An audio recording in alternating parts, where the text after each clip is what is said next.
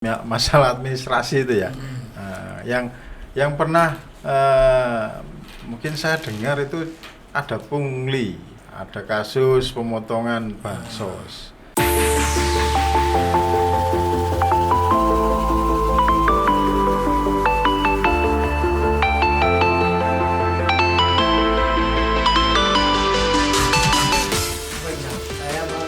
Monggo. Yang mau jawab monggo. Mungkin saya tambahi senior saya ini.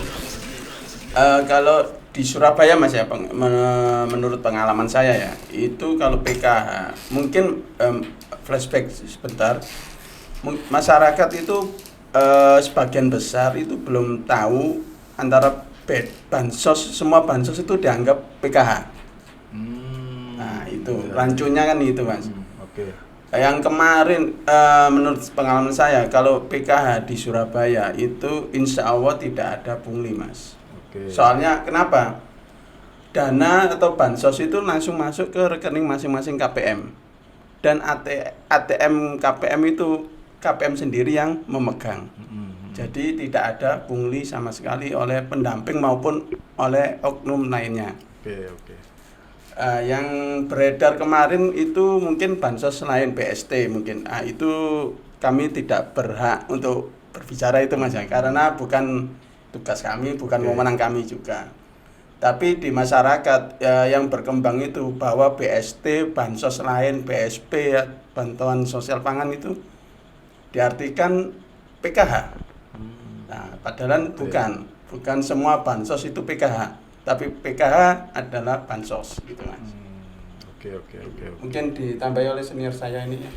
Jadi gini, kalau saya lihat pungli atau segala macam, saya kira kecil sekali kemungkinan ya. Bukan kita menafikan kalau itu tidak ada gitu kan. Oke. Yang namanya orang jahat siapapun pasti ada lah. Oke. Ya contohnya lah, ya kita berbicara oknum. Ya contohnya Oknum ya. Ya contohnya ya seperti mamanya di kepolisian lah kan. Polisi itu kan baik, tapi ada juga yang tidak benar kerjanya. Gitu lah. Hampir di semua lembaga seperti itulah. Oke. Ya kita tidak menafikan kalau di PKH itu apakah terjadi hal-hal yang tidak sesuai dengan kode etik atau apa. Gitu kan. Dan saya katakan di sini itu kemungkinannya sangat kecil. Kemungkinan sangat kecil pertama apa? Bantuan itu langsung ke penerima manfaat. Oke. Yang melalui rekening ATM yang dia pegang sendiri. Benar. Dan yang tahu PIN-nya dia, dan dia langsung mengambil sendiri. Oke. Ya, kadang tanpa kita tahu, mereka begitu dengar cair udah langsung ngambil kayak gitu. Ya. Nah, ada beberapa oknum. Kalau di Surabaya ini alhamdulillah sampai sekarang kita berjalan sesuai dengan relnya. Mantap. Tidak ada terjadi hal-hal yang hal-hal yang yang tidak diinginkan seperti itu. Oke. Alhamdulillah berjalan dengan baik. Dan Itu karena pendampingnya jujur gitu Mas ya. Insya Allah Oke. pendamping kita ini di Surabaya insya Allah jujur Ini semua. jadi pengen tahu sebenarnya pendamping PKH ini itu profesi ya. Iya. Nah, sebenarnya profesi yang apa sih? Memang pendamping PKH ini juga bagian besar dari program-program yang dikeluarkan oleh Kementerian Sosial atau hanya sebatas pendamping PKH ini. Jadi gini, seperti yang disampaikan oleh Mas Fajar tadi, Oke. kadang masyarakat itu salah pemahaman. Apakah itu pendamping apa itu pendamping PKH gitu kan. Mereka kebanyakan tahu PKH itu adalah ya tenaga Kementerian Sosial yang menangani bansos. Gitu kan. Padahal sebenarnya kita ini bukan tenaga bansos yang lain. Kita ini adalah tenaga yang direkrut oleh pemerintah pusat, Kementerian Sosial, untuk menjadi pendamping program Keluarga Harapan. Jadi kadang banyak masyarakat jadi melihat kalau ada penyimpangan yang menyangkut dengan bansos, itu pasti merujuknya ke pendamping PKH, pendamping PKH. Itu yang kami kadang ya kita hanya bisa ngelus dodo. Biasalah namanya masyarakat mungkin perlu kita sosialisasikan lagi, ya mungkin melalui hal-hal kayak ginilah biar apa itu tersosialisasi masyarakat bahwasanya apa sih peran, fungsi dan tugas daripada pendamping PKH. Nah, kami ini pendamping PKH memang adalah salah satu sumber daya manusia dari Kementerian Sosial yang sudah ditetapkan dan ditunjuk untuk menangani semua bantuan yang terkait dengan program keluarga harapan. Kita dibayar, digaji untuk menjadi tenaga pendamping dalam hal yang terkait dengan program keluarga harapan. Baik itu kita melakukan pendampingan, baik kita itu melakukan advokasi, termasuk sampai ke advokasi. Seandainya umpamanya ada KPM yang dia kesulitan untuk mengakses dia ingin memberdayakan diri, ingin memberdayakan, dan dia pun ingin mengakses bagaimana caranya bisa masuk UMKM umpamanya kayak gitu. Disitulah kita mengadvokasi untuk membantu masyarakat untuk bisa mendapatkan bantuan tadi itu. Yang itu kalau di dalam PKH kita sebut namanya komplementaritas program. Itu nanti KPI akan jelaskan lagi. Mas Faisal sama Mas Fajar ini ditunjuk ya? Ditunjuk oleh diseleksi sebenarnya, bukan ditunjuk. Diseleksi dipilih. Bukan terpilih, lulus. Oh, lulus ya? Nah, jadi gini, itu yang membedakan. Makanya di Kementerian Sosial itu ada pendamping PKH, ada pendamping BPNT, ada TKSK, ada Tagana juga yang menyangkut bencana, itu Tagana. Terus kemudian ada lagi tenaga pendamping Kube juga ada, kelompok usaha bersama dulu seperti itu. Dan ini yang membedakan. Kalau kita pendamping PKH itu memang profesi khusus kita ini, karena kita malah direkrut. Kalau yang lain-lainnya, maaf ya, saya bukan merendahkan lebih tinggi PKH, pendamping PKH atau tidak. Kita hanya supaya kita semua tahu gitu kan. Kalau pendamping PKH itu melalui proses yang berjenjang untuk lulus menjadi personil atau SDM PKH. Kita pemerintah akan membuka rekrutmen, kemudian diumumkan melalui media, melalui medsos, media sosial atau media mainstream segala macam, dia sampaikan untuk menerima dan merekrut tenaga pendamping PKH. Dan itu disitulah kita mulai diseleksi. Seleksinya dimulai dengan seleksi administrasi, ya kan, karena minimal kita adalah D3 untuk bisa menjadi untuk bisa lanjut ikut seleksinya PKH. Seleksi administrasi. Statusnya ini pegawai negeri sipil ya? Tidak. Kami tenaga kontrak lah sementara ini. Dulu zamannya Bu Khofifah, kita dicoba diupayakan untuk menjadi P3K. Pegawai dengan perjanjian kontrak seperti itu. Ada pegawai pemerintah dengan perjanjian kerja. Dengan perjanjian kerja ya, dengan perjanjian seperti itu. Itu ya seperti semacam honorer lah kayak gitu kan. Ini diupayakan, tapi kenapa nggak jadi, karena keburu Bu Khofifah jadi gubernur. Alhamdulillah. Saya berharap nanti ini mungkin ada Alhamdulillah nggak jadi, atau Alhamdulillah Bu Khofifah jadi gubernur ya? Alhamdulillah jadi gubernur kayak gitu kan. Jadi udah fokusnya di Jawa Timur kayak gitu kan. Nah, ya saya berharap, kami pun ya berharap nanti ya mungkin Mensos yang baru ini ya bisa menjadikan para pendamping PKH ini P3K, masuk P3K ya alhamdulillah ya, kami istilahnya nerimo lah Mas. Orang. Ya kita upayakan lah, nanti kita akan undang ya Bu Rismanya ini ke sini. Moga-moga. Kita sama-sama pastikan ini. Nah, jadi itu yang membedakan. Kemudian ya kita melalui seleksi dan jenjang yang panjang. Oke. Dan sampai ke diklat kayak gitu kan. Diklat itu pun sampai 21 hari, Mas. Kita di diklat kalau saya dulu diklatnya di Padang. Di diklat di Padang selama 21 hari untuk menjadi betul-betul tenaga pendamping PKH. Jadi nggak asal rekrutmen. Rekrutmennya melalui tes tertulis, kemudian setelah tes tertulis tes wawancara, psikotes juga, kita menjalani psikotes juga. Nah, terus akhirnya terakhir di diklat. Di diklat itu selama 21 hari. Jadi paling nggak negara itu menghabiskan dana negara itu untuk satu pendamping, rekrutmen satu pendamping itu sekitar 5 jutaan lah paling. Kan seperti tempatnya untuk mengadakan seleksinya, tempatnya lagi untuk diklat segala macam. Nah ini yang beda, makanya kadang saya pun berharap kita ini sebenarnya bukan tenaga sosial, kita ini tenaga profesional sebenarnya, karena kita direkrut dengan jenjang yang dengan biaya yang besar oleh pemerintah, dengan honor yang lumayan besar juga. Alhamdulillah ya kita nerimo, alhamdulillah. Gitu. Beda dengan yang seperti TKSK atau tenaga pendamping lain, mereka tidak melalui proses rekrutmen.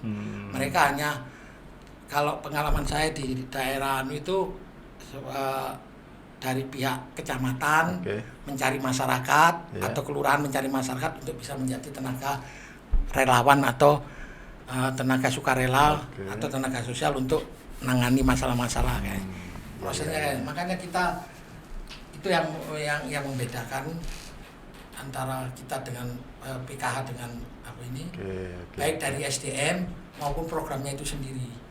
Itu jadi, yang memang program Keluarga Harapan ini memang bisa dikatakan program yang sangat eksklusif ya dari pemerintah sendiri ya, dari pemerintah Indonesia. Makanya karena sifatnya eksklusif itu yang sorotannya lebih eksklusif juga ya. Sorotannya, jadi opo-opo nanti kalau ada masalah pungli, ada masalah penyimpanan bantuan itu PKH, itu ya, padahal itu program lain itu sebenarnya. Ini kalau umpamanya pembahasannya ini, kita lebih luaskan, pasti ini banyak sekali ya, yang bisa kita bicarakan. Nah, tapi mungkin yang bisa saya garis bawahi ya di program Keluarga Harapan ini, itu sebenarnya bertujuan untuk mengentaskan kemiskinan ya. Dengan apapun yang mungkin terjadi sekarang ya, mungkin yang banyak sorotan-sorotan juga itu bisa dikatakan mungkin karena ketidakpahaman masyarakat juga ya.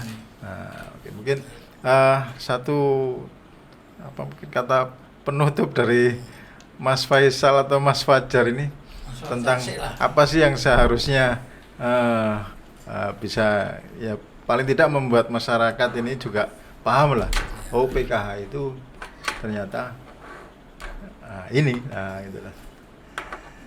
Ya mungkin untuk saya pribadi, saya akan bekerja sesuai dengan kode etik, sesuai dengan SOP yang sudah ditetapkan oleh kementerian. Kita bekerja demi kepentingan masyarakat miskin yang memang kita harus bantu, dan banyak hal, bukan hanya sebenarnya kita pendamping ini tidak hanya menjaga penyaluran bantuan sosial, tidak hanya menjaga, kami juga memberdayakan masyarakat. Nanti bagaimana proses pemberdayaan masyarakat, proses pemberdayaan KPM itu bagaimana, nanti mungkin kami bisa diundang lagi untuk menyampaikan gimana. Siap. Pasti itu Mas Faisal. Dan kebetulan Mas Fajar ini yang paling paham kalau aspek pemberdayaannya. Karena ada beberapa KPM yang sudah bahkan masuk itu bisa Mas. Boleh itu nanti. KPM dia yang bisa berkolaborasi nanti kita. KPM-nya yang dan lumayan viewer ya, berapa? 14.000 viewer. Mantap. Karena dia mengupload KPM dia yang masuk ke yang sudah berdaya, bisa mengelola usaha. Jadi itu kalau kata penutup, saya berharap pun ya untuk teman-teman tetap berjalan sesuai relnya, berjalan sesuai dengan SOP. Saya pun insya Allah akan berjalan dengan ini sesuai dengan aturan-aturan sudah ditetapkan sebagai tenaga pendamping. Dan untuk masyarakat kami berharap ya lebih bertanyalah kepada kami daripada dia melihat di media sosial, ya melihat tanpa apa itu menanyakan informasi yang nggak langsung kepada apa itu kepada kami yang itu kadang kan kita tahu sendiri kan medsos itu kan digoreng sedemikian rupa kan. Benar itu Mas. Digoreng sedemikian rupa dan orang langsung percaya gitu. Itu yang bikin jadi cepat terkenal ya. Jadi terkenal ya kayak gitu. Makanya kami berharap ya mari tetap sama kita jaga sama-sama. Masyarakat pun juga kami pun juga berharap masyarakat juga bisa membantu kami juga. Karena ini menyangkut salah satu upaya pemerintah untuk untuk mencukupi kehidupan masyarakatnya dan kami dibayar untuk itu untuk membantu pemerintah juga untuk menjaga program ini dengan baik.